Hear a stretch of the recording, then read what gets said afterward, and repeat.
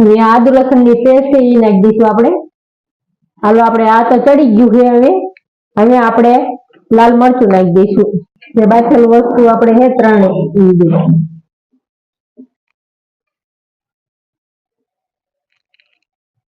જય માતાજી. આજે બનાવશું આપણે શાક, લીલી તુવેરનું, લીલી ચણા અને લીલા વટાણાનું. તો હાલો આપણે તેલ ગરમ કરવા મૂકી દેવી. તેલ આપણું ગરમ થઈ ગયું છે. હવે થોડીક આપણે રાઈ નાખી દઈશું. ગેસ આપણે ધીમો કરી નાખશું. રાઈ ફૂટી જાય હવે આપણે જીરું નાખી દઈશું. આપણે હિંગ નાખી દઈશું. હવે સૌથી પહેલા આપણે લીલા મરચા નાખી દઈશું. હવે ડુંગળી છે એ નાખી દઈશું આપણે. અમે એને મિક્સ કરી લઈશું. હવે આ ટમેટા નાખી દઈશું. એને પણ મિક્સ કરી દઈશું આપણે.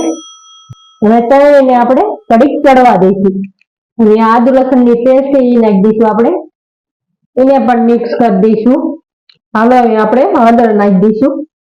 સ્વાદ પ્રમાણે મીઠું નાખી દઈશું. ધાણા જીરું પાવડર મિક્સ કરી નાખશું આપણે આને.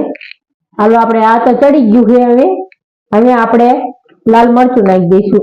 જેટલું તીખું ખાતા હોય એ પ્રમાણે નાખવાનું. આને પણ મિક્સ કરી દઈશું આપણે. જે આપણે પનીરનો મસાલો આવે એ નાખશું થોડોક આપણે. જે આપણે બાફા હોય ને આપણે તુવેરની એનું ગરમ પાણી વધ્યું છે આપણે એની અંદર થોડુંક નાખશું રસા માટે. હવે આપણે ગેસ ફૂલ કરી દઈશું. જેટલો તમારે રસો જોતો હોય એટલો આપણે પાણી નાખવાનું. હાલો આપણે હવે લીલા ચણા, લીલી તુવેર ને લીલા વટાણા હાલો આપણે બાફા મૂકી દઈએ. 5 સીટી કરશું આ બફાઈ જશે આપણા લીલા ચણા ને લીલી તુવેર ને લીલા વટાણા. જે બાફેલ વસ્તુ આપણે હે ત્રણે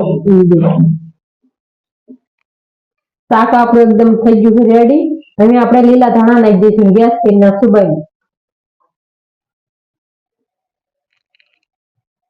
તૈયાર છે આપણે લીલી તુવેરનું, લીલા વટાણા, લીલા ચણાનું શાક. જો તમને અમારો વિડીયો ગમ્યો હોય તો લાઈક કરો, શેર કરો અને અમારી ચેનલને સબસ્ક્રાઇબ કરો. બેલ આઇકન દબાવવાનું ના ભૂલતા. કમેન્ટ કરજો તમને કેવું લાગ્યું શાક.